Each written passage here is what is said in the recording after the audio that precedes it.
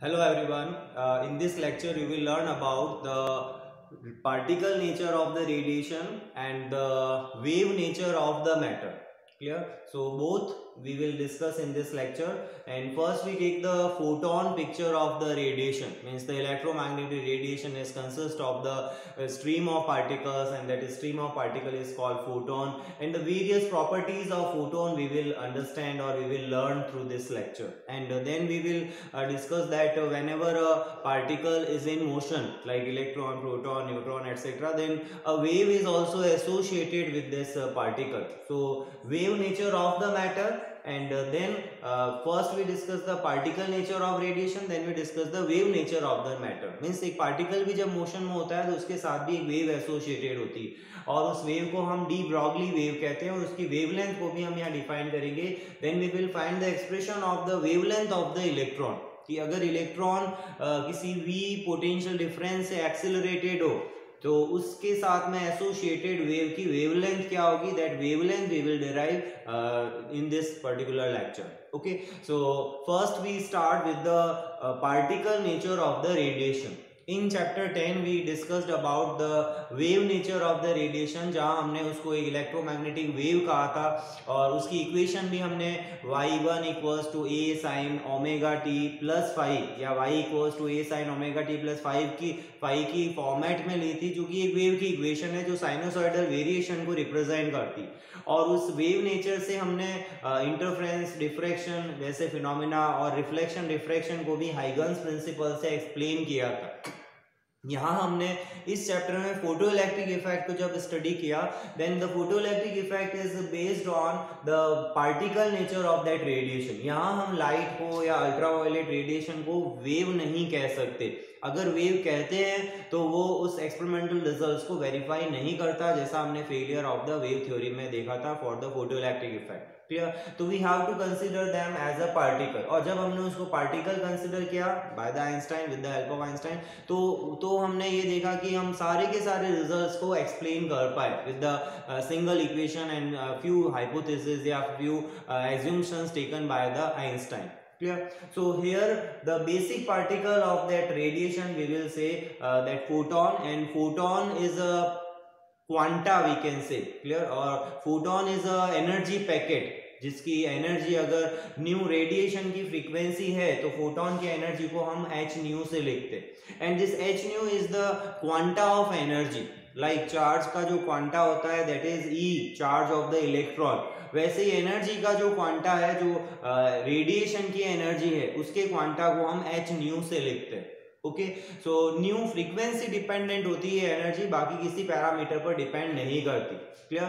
So energy of the photon is purely या wholly the function of the frequency. It does not depends on the intensity और amplitude etcetera.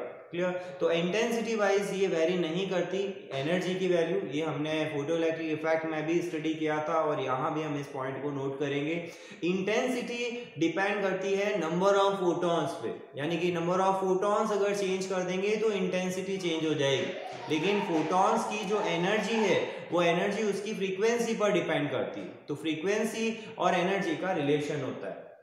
फिर हम यहाँ बात करेंगे कि जब फोटोन मोशन करेगा तो उस मोशन के साथ में फोटोन की अगर हम स्पीड लेते हैं तो वो स्पीड ऑफ लाइट रहती है इन एयर एंड वैक्यूम, जो हम स्पीड ऑफ इलेक्ट्रोमैग्नेटिक रेडिएशन कहते हैं, 3×10⁸ मीटर पर सेकेंड. और इस स्पीड से अगर ये ट्रेवल करता है तो इसका रेस्ट मास, जो हम एक रिलेटिविस्टिक मास के एक्सप्रेशन से लिखेंगे, it's rest mass is 0. Means if photon is at rest then its mass becomes 0. एक हाइपोथेटिकल कॉन्सेप्ट है, बट हम उसको फॉर्मूला से भी वेरीफाई करते हैं जो आइंस्टाइन ने दिया था रिलेटिविस्टिक मास का एक्सप्रेशन.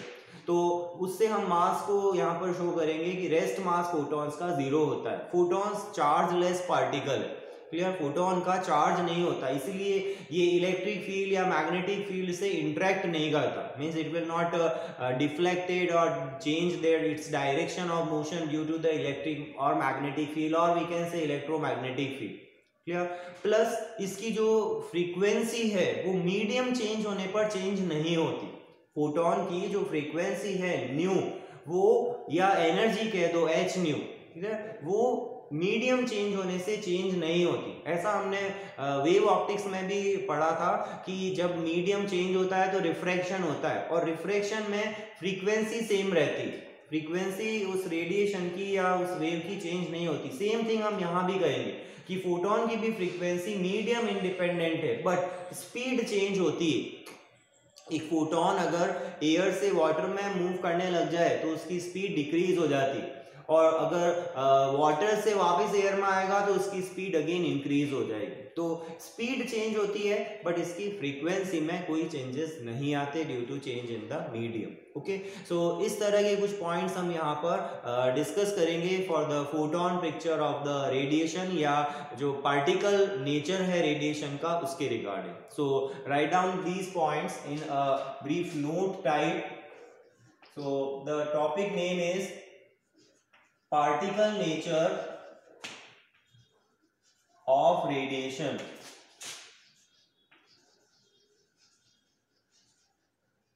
और इसमें हम जिस पार्टिकल की बात करेंगे that is the photon.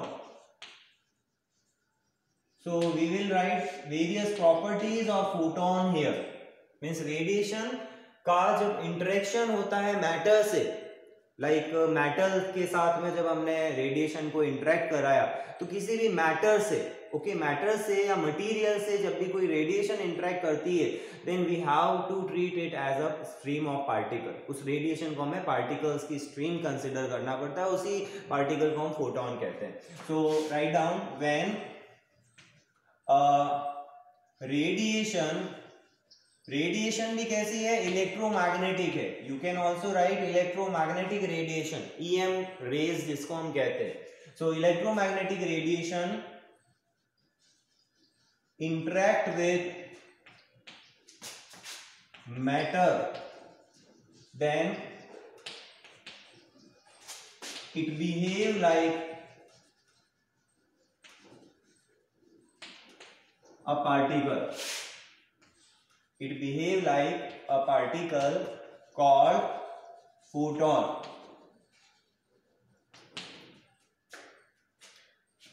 If nu is frequency of radiation, then मैं रेडिएशन को शॉर्ट में RAD डॉट से लिख रहा हूं। Okay, so if nu is the frequency of radiation, then its energy, then the energy of photon, even the energy of each photon will be E equals to h nu। E proportional to nu लिख सकते हो और इसको E equals to h nu लिख सकते हैं। Where nu is what? It is the Planck's constant. We have already discussed in the Einstein's explanation. Where h is Planck's constant. Planck's constant जिसको हमने कैलकुलेट भी किया था एक मेथड से प्रीवियस क्लास में। इसकी वैल्यू जो होती है that is 6.626 10 to the power -34 joule into second. ये जूल इनटू सेकंड यूनिट हम इसी फॉर्मूला से लिख सकते हैं। h क्या होगा देखो, E अपॉन न्यू, और न्यू है पर सेकेंड या हर्ट्ज जिसको हम बोलते हैं, और E है जूल में, तो joule upon 1 upon second, it will be joule into second. Clear? So unit this joule into second we can derive from the same relation E equals to h nu, and its numeric value you have to remember. इसको 6.63 भी याद रख सकते हो कुछ numerical solve करने के लिए। 6.63 10 to the power -34। Clear? So this is E equals to h nu. The photons are energy packets. इनको हम energy packets कह सकते हैं। Photons are energy packets और each of energy h nu, जिसको हम इस h nu को energy quanta कहा जाता है। Quanta of energy for the radiation's total energy. Total अगर n नंबर ऑफ फोटॉन्स हैं तो उसकी टोटल एनर्जी क्या होगी, NH nu होगी, जो कि क्वांटाइज्ड है। h nu is the quanta of this energy. Okay, so the photons are energy packets if n is number of photons in radiation। अगर n जो है नंबर ऑफ फोटॉन्स है उस रेडिएशन में, then its total energy is quantized. और कैसे दी जाएगी? E is equal to NH-nu, और यहाँ ये n जो है ये नंबर ऑफ फोटॉन्स है जो कि इंटीग्रल मल्टीपल होगा 1 2 3 and so on, and h-nu is called quanta of energy. इसको हम यहाँ पर क्वांटा बोल सकते हैं। जैसे हमने चार्ज की क्वांटाइजेशन में E को क्वांटा कहा था, Q equals to Ne, charge of single electron is the quanta of electron, okay, electronic charge. वैसे ही हम यहाँ h-nu को quanta of energy of electromagnetic radiation कह सकते हैं, कि इलेक्ट्रोमैग्नेटिक रेडिएशन की जो टोटल एनर्जी का क्वांटा है, जो स्मॉल पैकेट है जिसका इंटीग्रल मल्टीपल या रिपीटेशन होगा टोटल एनर्जी फाइंड करने में, उसी को हम यहाँ पर h-nu से रिप्रेजेंट कर रहे हैं। Clear? Energy of each photon से रिप्रेजेंट कर रहे हैं। So this is one of the property of photon. तो यहां से हम देखो एक चीज लिख सकते हैं कि energy is Holi the function of this frequency. Energy depends on, यहीं पर मैं एक लाइन लिख देता हूं, depends on frequency only. Clear? केवल फ्रीक्वेंसी पर ये डिपेंड करता है, depends on only frequency, you can write. Clear? तो द नंबर ऑफ फोटॉन्स, जिसको हम यहां पर n से लिख रहे हैं, depends on the energy, sorry, depends on the intensity, depends on the intensity of radiation। जैसा हमने पिछली क्लास में डिस्कस किया था,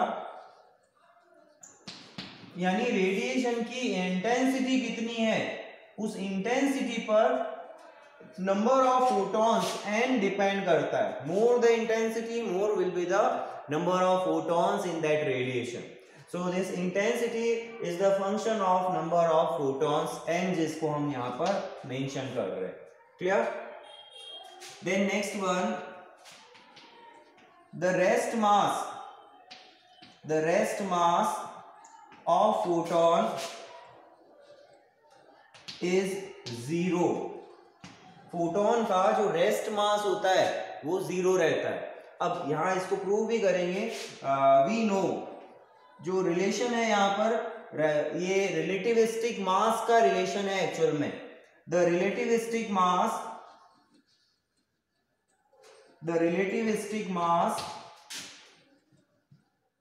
m equals to m0 upon √1 minus v square by c square. ये रिलेशन, वैसे इसका डेरिवेशन ग्रेजुएशन लेवल में आता है, जब हम स्पेशल थ्योरी ऑफ रिलेटिविटी जो आइंस्टाइन ने दी थी उसको हम यूज लेते हैं, उसको स्टडी करते हैं। तो ये STR में इसको हम डिराइव करते हैं और इसको गामा से लिखा जाता है 1 upon √v1 minus v square by c square. इसको हम गामा m0 से भी रिप्रेजेंट करते हैं, जो एक नंबर होगा। क्लियर? तो ये v यहाँ पर उस पार्टिकल की स्पीड है जिसका मास हम m ले रहे हैं। तो एक्चुअल में ये बताता है कि मास वेरिएबल होता है, mass is not the constant thing. If a particle is moving with velocity v, then its mass is m0 upon √1 minus v square by c square, या gamma times of m0। Clear? तो ये मास भी एक variable thing है, एक depend करता है मास की उसकी स्पीड कितनी, स्पीड वाइज मास भी वेरी करता है। तो ये रिलेटिविस्टिक एक मास रिलेशन है। इसमें अगर हम यहाँ सपोज करो m0 कैलकुलेट करें, m0 रेस्ट मास है, ध्यान देना, here m0 is called rest mass.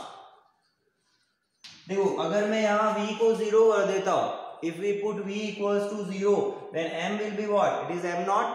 अगर हम v को 0 कर दें तो m की वैल्यू m0 हो जाएगी, इसलिए इसको रेस्ट मास कहते हैं। At v equals to 0, m will be equals to m0. That's why it is called the rest mass. The mass of the object when the speed of object is 0, means it is at rest. But यहाँ हमें m0 calculate करना है ना, तो m0 को हम क्या लिखेंगे, m times of √1 minus v square by c square. And for photons, अगर हम उसको एयर और वैक्यूम में लेते हैं तो उसकी स्पीड होती है c के इक्वल। है ना। For the photon speed of photon is c। तो स्पीड ऑफ फोटोन जो है वो कितनी है, speed of photon v equals to क्या होगा, यहाँ पर c होगा। तो if we put the value of v and c equal, then what will we get, v और c को इक्वल कर दोगे तो ये 1 हो जाएगा ना। So they will cancel out and 1 minus 1 will be 0 and this implies this m not will be 0। तो if a photon is moving with speed c, then its rest mass will be 0. Clear? और photon mostly c की speed से चलता है in air और vacuum. So if photon is moving with speed c, then its mass will be equals to 0। Clear? अब एक और experiment है वैसे, माइकलसन मॉर्ले एक्सपेरिमेंट, और वो माइकलसन मॉर्ले एक्सपेरिमेंट ये शो करता है कि स्पीड ऑफ लाइट जो होती है वो डिपेंड नहीं करती किसी मीडियम के मोशन पर। यानी मीडियम अगर किसी पर्टिकुलर वेलोसिटी से चल रहा हो तो उस सिचुएशन में उसकी जो स्पीड ऑफ लाइट है it will not vary, it will not change, but that you will study in the higher standard. और एसटीआर की जो शुरुआत होती है वो यहीं से होती है कि सी जो है वो इनवेरिएंट रहता है, सी जो है वो कांस्टेंट रहता है। ओके चलो, तो इसमें स्पीड ऑफ फोटोन को अगर हम c कर दें तो m नॉट इक्वल्स टू 0 हो जाएगा। सो this is the rest mass. Next property हम यहाँ लिखेंगे कि photon is a chargeless particle. Photon का चार्ज नहीं होता, तो ये इलेक्ट्रिक या मैग्नेटिक फील्ड से डिफ्लेक्ट नहीं होगा या डेविएट नहीं होगी इसकी जो डायरेक्शन ऑफ मोशन है। Okay, so the next, right down next point, the photons are chargeless particles. Photons are chargeless particles, so they do not interact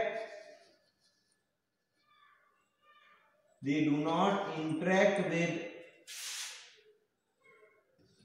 electric and magnetic fields.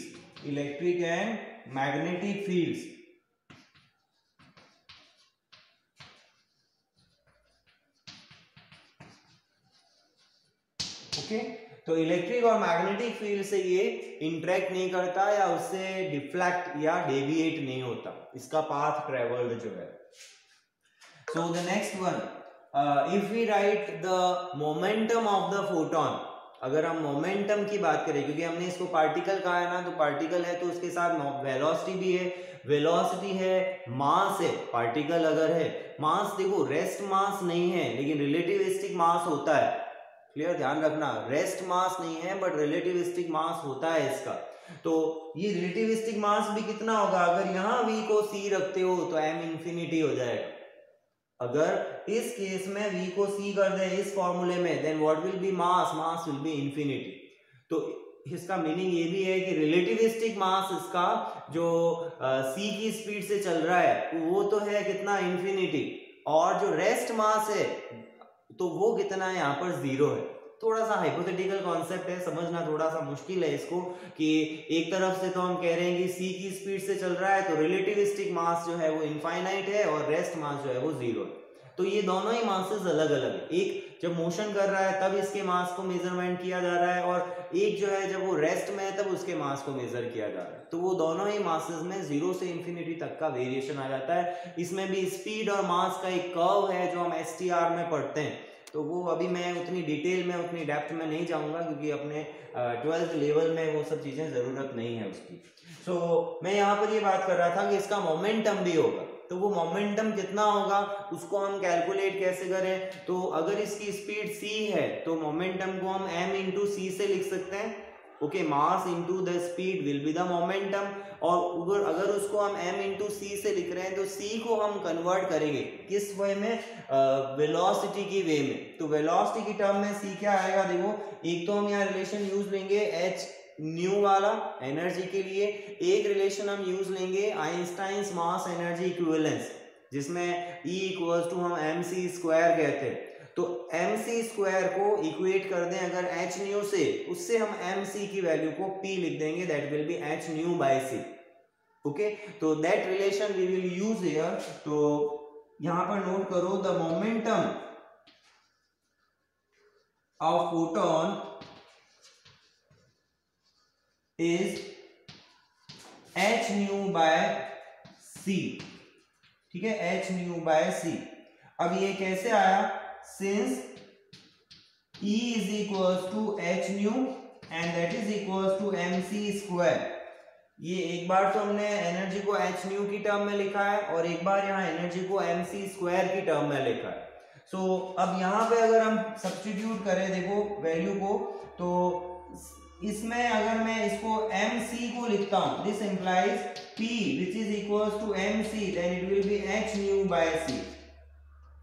तो इसका जो मोमेंटम होगा p, एक c को यहाँ shift कर दिया डिनोमिनेटर में, एक c को यहाँ डिनोमिनेटर में शिफ्ट कर दिया, तो ये एक्सप्रेशन क्या हो गया, p इक्वल्स टू mc और m into c equals to h nu by c। Clear? So this much amount of momentum is possessed by this photon। So photon की हमने सबसे पहले बात की कि इंटरेक्शन जब होता है मैटर का किसी रेडिएशन के साथ में, तो वो वहां पर एज अ पार्टिकल हमें उस रेडिएशन को ट्रीट करना पड़ता है। स्ट्रीम ऑफ फोटॉन्स हम इसको कहते हैं, ठीक है। इसमें एक और लाइन हम यहाँ ऐड कर सकते हैं, interact with matter behave like a photon. So electromagnetic radiation is a stream of photon, we can write, जो हमने फोटोइलेक्ट्रिक इफेक्ट में लिखा था, stream of photons. Clear? So electromagnetic radiation एक स्ट्रीम ऑफ फोटोन की तरह बिहेव करती है। फ्रीक्वेंसी का एनर्जी के साथ रिलेशन, एनर्जी पैकेट है, एनर्जी क्वांटाइज्ड होती है। फिर हमने बात की नंबर ऑफ फोटोन इंटेंसिटी पर डिपेंड करता है, रिलेटिविस्टिक मास इसका रेस्ट मास इसका 0 होगा, और चार्ज लेस ये पार्टिकल, इसका चार्ज नहीं रहता। एक पॉइंट हम यहाँ और लिखेंगे, एंड दैट पॉइंट इज कि इसकी फ्रीक्वेंसी मीडियम वाइज वेरी नहीं करती है ना, its frequency is not depends on the medium. When it travel from one medium to another medium, then its frequency remains same. Clear? But its speed changes. Clear? So write down that last point, the frequency of photon does not change with change in medium,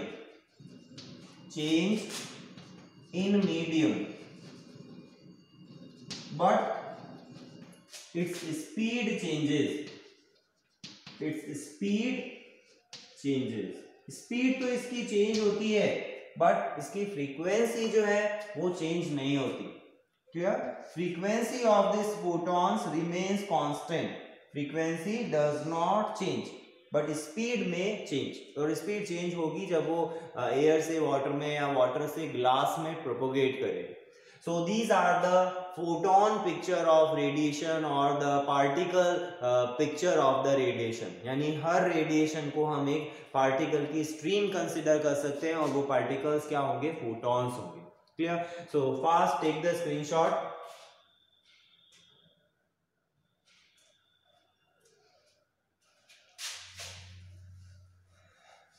Now next we will discuss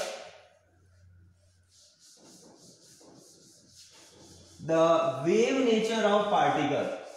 अब particle के wave nature को, इसका just opposite है। देखो अब हम wave nature of particle को discuss करेंगे।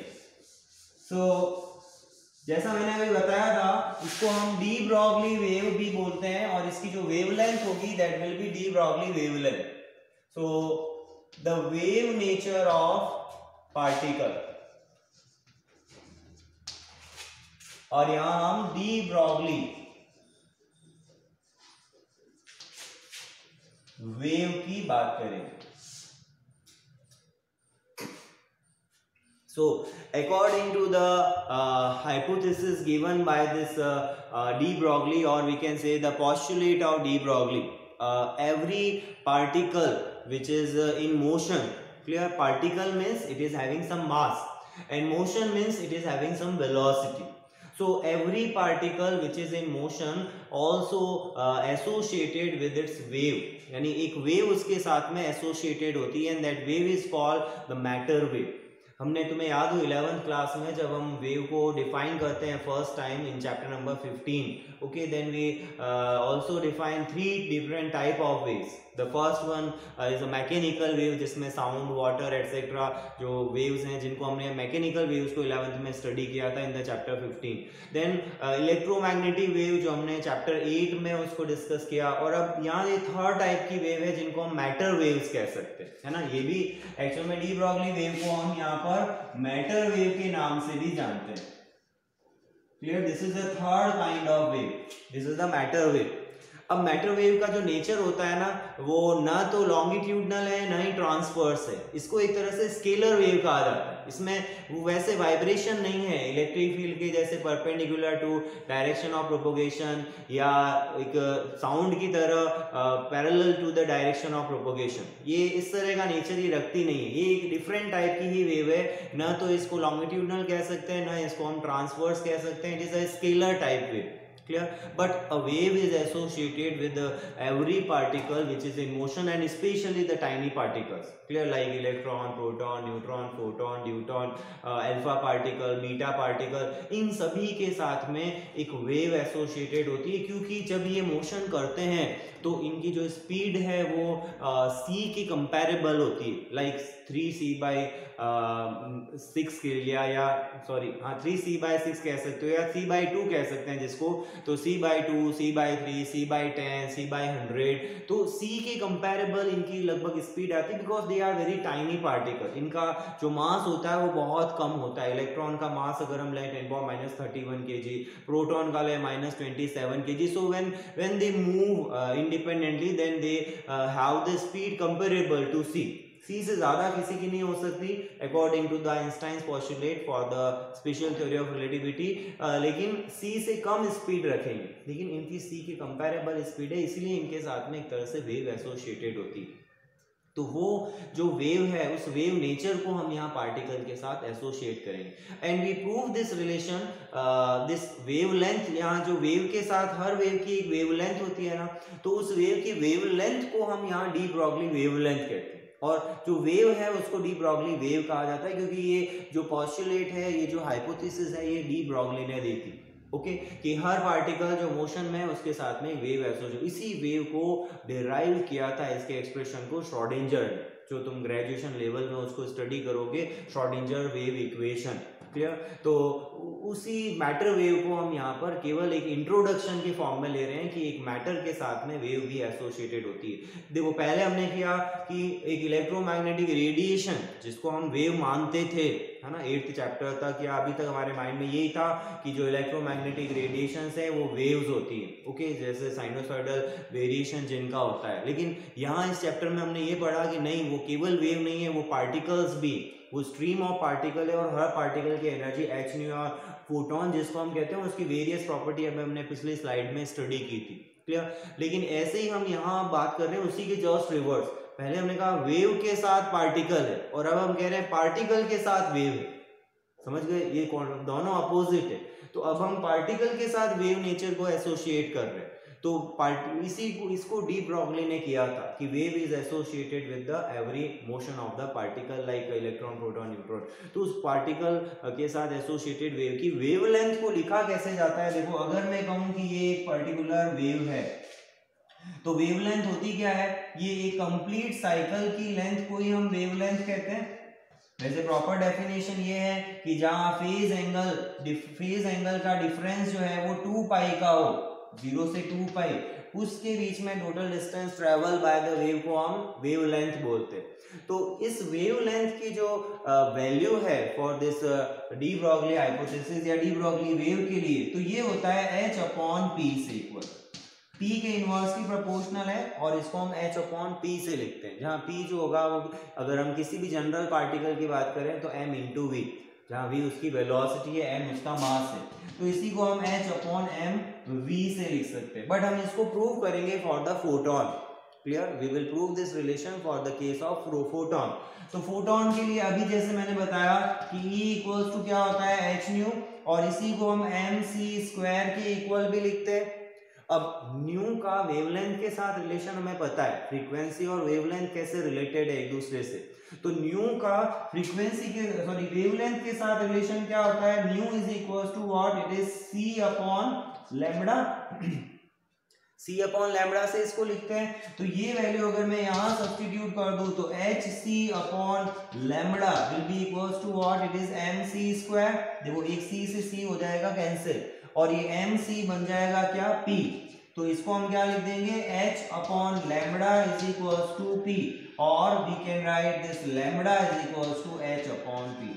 तो ये इस सिंपल स्टेप्स में हम फोटोन के लिए ये शो कर सकते हैं कि जो वेवलेंथ उसके साथ एसोसिएटेड होगी that will be h upon P, जहाँ पी उसकी मास इनटू वेलोसिटी। और कोई भी इन जनरल पार्टिकल की हम बात करें तो it will be h upon m v. तो बहुत इंटरेस्टिंग चीज़ है कि एक पार्टिकल जो है वो अगर बहुत हाई स्पीड से चलने लग जाए तो वो एक वेव की तरह ट्रीट करने लगता है। क्लियर। अगर सपोज करो हम कहें पार्टिकल रेस्ट में आ जाए, यहाँ पर इनवर्सली प्रोपोर्शनल है ना, लैम्बडा जो है वो h के इनवर्सली प्रोपोर्शनल है 1 upon p। So if we say that when v equals to 0 when particle is at rest then what will happen, this lambda will becomes infinity, या lambda कितना हो जाएगा, infinity। यानी इसी वेव का lambda infinity कर दो तो ये स्ट्रेट लाइन ही बन जाएगी ना। इस एक साइकिल की लेंथ को इनफाइनाइट कर दूं मैं तो ये क्या बन जाएगा, एक सिंगल स्ट्रेट लाइन बन जाएगी जब हम कहेंगे लैम्बडा इंफिनिटी, ये इंफिनिटी तक चलता रहे। तो नो वेव इज एसोसिएटेड, इसका मीनिंग ये हुआ ना, ये वेव नहीं है ना, वेव नेचर नहीं हुआ ना, तो स्ट्रेट लाइन बन गया ना अगर फिजिकली इसको देखें। तो no wave is associated with the particle at rest. तो दो चीजें होना कंपल्सरी है, एक तो पार्टिकल यानी उसका मास हो, क्योंकि मास भी अगर नहीं होगा तो लैम्बडा नहीं होगा ना, तो एक तो उसका मास हो चाहे वो रिलेटिविस्टिक हो, जैसे फोटोन की हमने बात की, तो मास होना चाहिए और साथ में वेलोसिटी भी होनी चाहिए। अगर ये दो कंडीशन सेटिस्फाई होती है तो उसके साथ में वेव एसोसिएटेड होगी। और यहाँ h वही प्लैंक्स कांस्टेंट है जिसकी वैल्यू 6.67 या 6.626 10 to the power minus 34 joule into second. अब ये जो फैक्टर है ना 10 टू द पावर माइनस 34, ये बहुत स्मॉल फैक्टर है। 10 टू द पावर माइनस 34 सबसे लीस्ट जो वैल्यू होती है ना 10 टू द पावर में नेगेटिव, वो इसी प्लैंक कांस्टेंट की होती है, इससे लीस्ट कुछ भी नहीं है। आप सारे फिजिकल कांस्टेंट्स अगर आप चेक करोगे तो उसमें सबसे कम 10 टू द पावर नेगेटिव जो आएगी ना वो प्लैंक्स कांस्टेंट की आएगी। तो ये जो प्लैंक कांस्टेंट है ये बहुत स्मॉल होता है। तो जब कोई एक पार्टिकल जैसे हैवी पार्टिकल भी जब मोशन करता है ना तो उसके साथ में जो उसकी वेलोसिटी एक तो हाई होती है और ये मास भी उसका हाई होता है, तो उस सिचुएशन में वेव एसोसिएटेड है बट वो ऑब्जर्वेबल नहीं होती हमारे लिए, क्योंकि this 10 to the power minus 34 is very small factor. Clear? That's why we cannot observe or we cannot say that कि terrestrial objects जब मोशन करते हैं तो उनके साथ में, एस्ट्रोनॉमिकल ऑब्जेक्ट्स जब मोशन करते हैं तो उनके साथ भी वेव एसोसिएटेड है। क्लियर? तो टाइनी पार्टिकल के साथ ही ऐसा क्यों होता है, क्योंकि उनकी एक तो स्पीड बहुत हाई होती है और स्पीड जब हाई होगी तो वेवलेंथ उसकी कम होगी और वेवलेंथ कम होगी तो हमारे लिए ऑब्जर्वेबल होगी। और हम जब मोशन करते हैं तो हमारी स्पीड बहुत लो होती है। क्लियर? v की वैल्यू c के कंपैरेबल नहीं होती, ये मास यहाँ रिलेटिविस्टिक मास हो सकता है, तो इसलिए हम यहाँ पर वेव हमारे साथ, हमारे मोशन के साथ एसोसिएटेड है वैसा हम नहीं यहाँ पर डिस्कस कर सकते।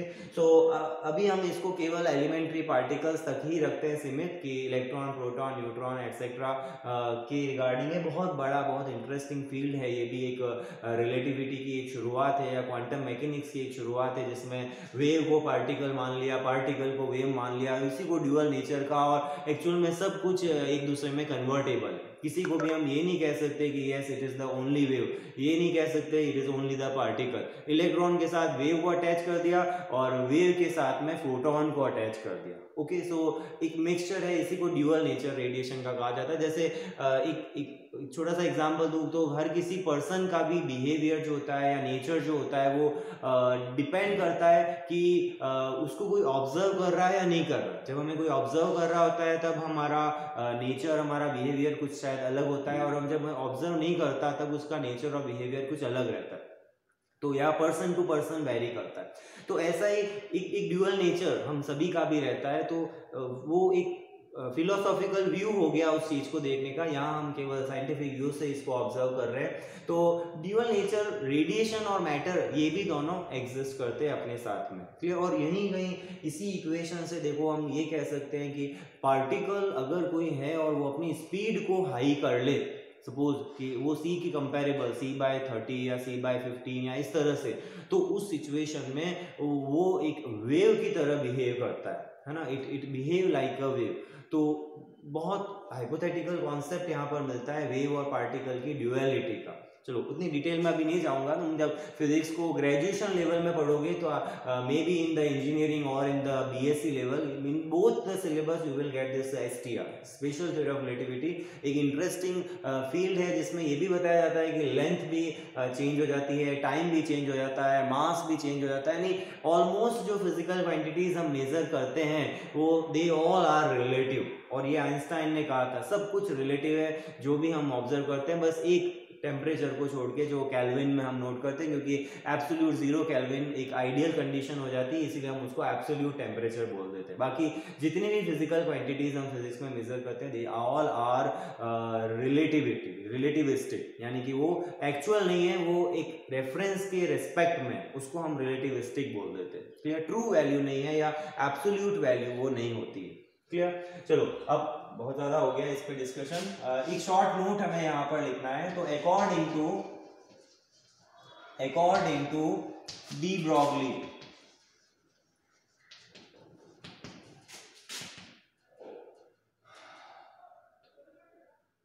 when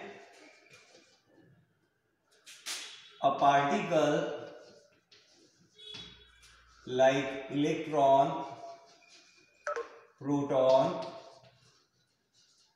neutron, etc. is in motion,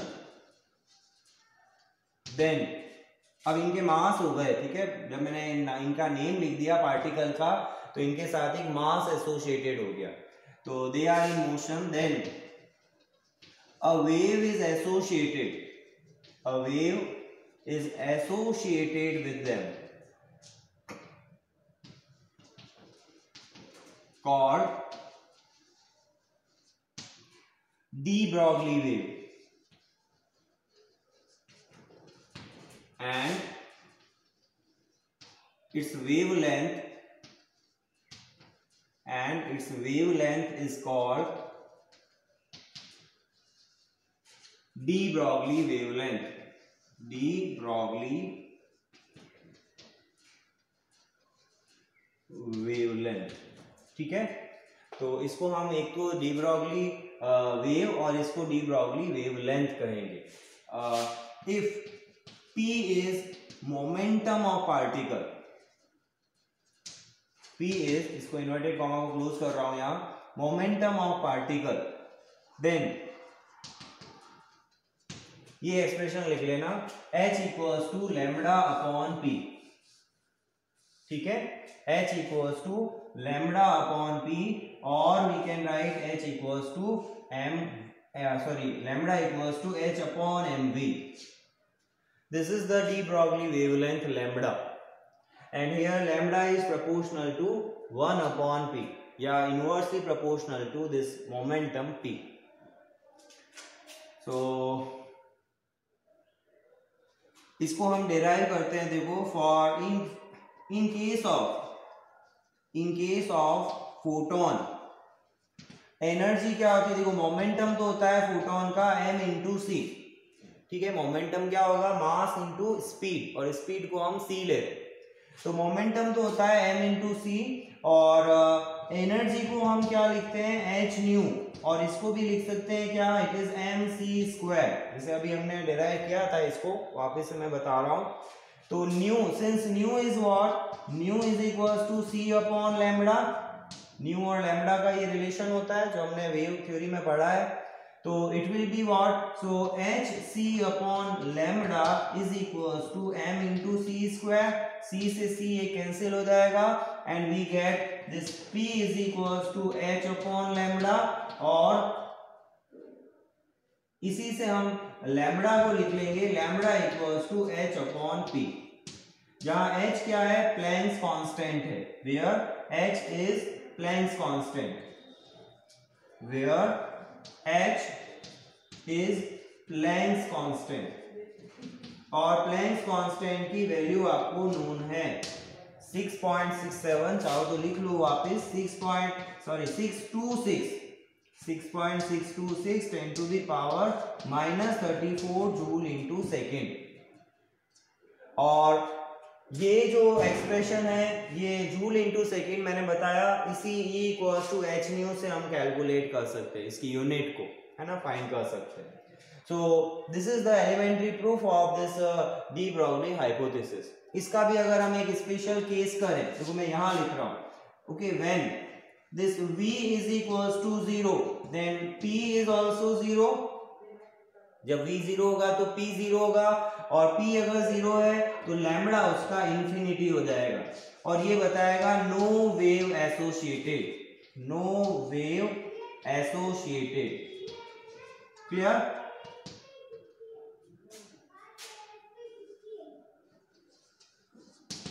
तो वेव कब एसोसिएट होती है? Only with a particle having some mass moving with some velocity. Only with these two conditions we can say that the wave is associated with that particle. Okay, so take the screenshot.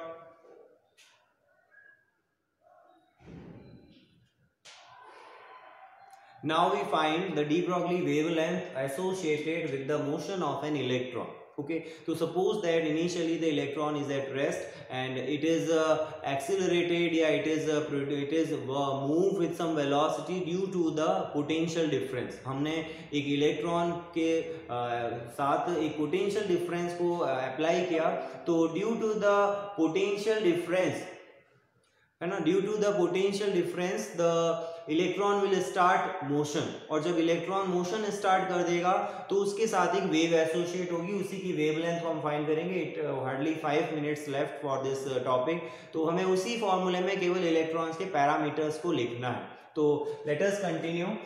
Late an electron of mass m, वैसे m e electron का mass standard है but हम उसको यहाँ use लेंगे फॉर्मूले में, इसलिए मैं मास को डिफाइन कर रहा हूं. And charge E is accelerated by a potential difference V. PD का मतलब है यहाँ पे potential difference from state of rest, यानी रेस्ट की स्टेट से हमने उसको एक्सेलरेट किया. The work done by potential difference, the work done by potential difference V on electron कितना होगा? अगर हम वर्क डन की बात करें तो W equals to what? It is charge into potential. Clear? Charge into potential difference को हम वर्क डन से रिप्रेजेंट करते हैं, तो W EV हो गया. And it is equals to work energy theorem से change in kinetic energy of electron. तो ये इलेक्ट्रॉन की काइनेटिक एनर्जी के इक्वल होगा. और मैं चेंज इन काइनेटिक एनर्जी को अगर लिखता हूं, इनिशियली रेस्ट में है, तो जब वो किसी v वेलोसिटी से चलने लग जाएगा तो उसकी काइनेटिक एनर्जी क्या हो जाएगी? हाफ mv², है ना. इसको मैं k से लिख लेता हूं, ठीक है. Delta k is k minus 0, एक तरह से फाइनल माइनस इनिशियल. सो k अपने पास में आ गया हाफ mv². इसको मुझे मोमेंटम की टर्म में कन्वर्ट करना है, क्योंकि मेरे पास जो वेवलेंथ का एक्सप्रेशन है वो मोमेंटम की टर्म में. तो मोमेंटम में कन्वर्ट कैसे करते हैं? m से मल्टीप्लाई और डिवाइड कर दिया, तो ऊपर न्यूमरेटर में क्या हो गया? देखो m² v² upon 2m. m²v² को हम क्या लिख सकते हैं? p² लिख सकते हैं. So this will be p² by twice m. When you put the when you find this value of p from here, so we can write this p is under root of 2mk. Square root ले लेंगे इसका, और यही k किसके equal होगा? ev के equal. Clear? यही जो k है, तो इसी k को हम यहाँ पर let it is equation number 2, it is equation number 1. तो from 1 and 2, from 1 and 2 work done को हम चेंज इन काइनेटिक एनर्जी के इक्वल लिख सकते हैं.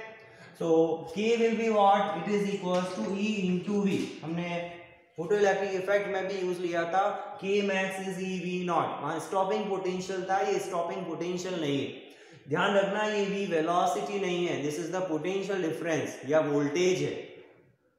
तो इन दोनों को अगर या वैल्यू ये सब्स्टिट्यूट कर दूं यहाँ, तो P क्या हो जाएगा?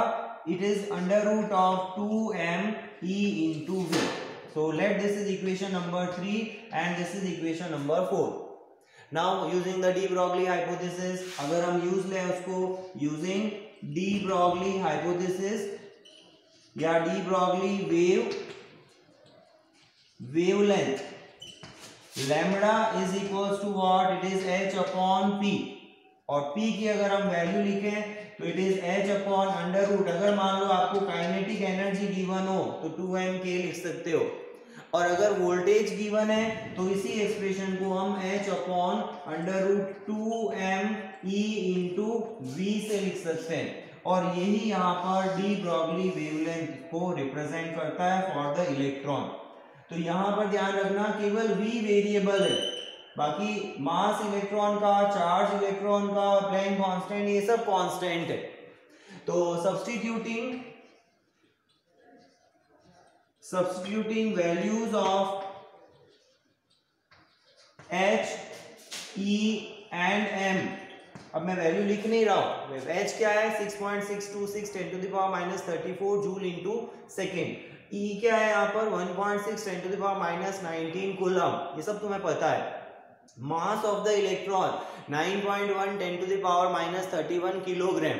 So when we put all these values of constants, then we get this for the electron is 1.23 upon under root v. v variable है, मैं फिर कह रहा हूं nanometre, clear, 10 to the power -9 metre जिसको हम कह सकते हैं, नैनोमीटर में आता है ये 1.23, और इसी को अगर हम एंगस्ट्रॉम में लिखेंगे then it will be 12.3 upon under root v angstrom. Clear? तो इस रिलेशन को हम इलेक्ट्रॉन की वेवलेंथ फाइंड करने के लिए डायरेक्ट यूज ले सकते हैं, इलेक्ट्रॉन के साथ एसोसिएटेड वेवलेंथ को, ओके, वेव की वेवलेंथ को। तो a wave is associated with motion of the electron when a potential difference is applied across it, या it is placed in the field of potential difference। अब इसकी जगह अगर electron की बजाय कोई और पार्टिकल होता, for any particle of mass m and charge q, उसके लिए हम वहां मास उस पार्टिकल का और चार्ज उस पार्टिकल का रख देते, ओके। तो कई बार ऐसे अलग अलग पार्टिकल्स के लिए भी एक टॉपिक आता है, तो मैं एक नोट यहाँ पर लिख रहा हूं, फॉर एनी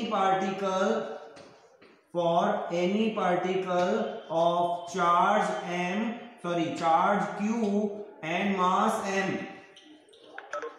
ठीक है, अगर उस पार्टिकल का मास m है और उस पार्टिकल का चार्ज अगर q है, में हम इसको कैसे लिख सकते हैं, लैम्बडा जो उसकी वेवलेंथ होगी वो होगी h upon under root 2m q into v, okay. So also remember this expression along with this h upon under root 2m ev, और ये देखो याद रखना इजी है, 1.23 upon under root v nanometre, v यहाँ पोटेंशियल डिफरेंस है, ध्यान रखना, वेलोसिटी नहीं है, बच्चे गलती यही करते हैं। So this is about the de Broglie wavelength of the electron. इसमें डी ब्रॉगली की हाइपोथेसिस ऐड कर देना कि when the electron is in motion then a wave is associated with it and its wavelength is called de Broglie wavelength of the electron, और उसी का expression हम यहाँ पर इस नैनोमीटर या एंगस्ट्रॉम की टर्म में रिप्रेजेंट कर रहे हैं। Okay, so this is all about your chapter number 11 dual nature of the radiation, जिसमें हमने 5 lectures में इस chapter को complete किया है। So take the screenshot fast.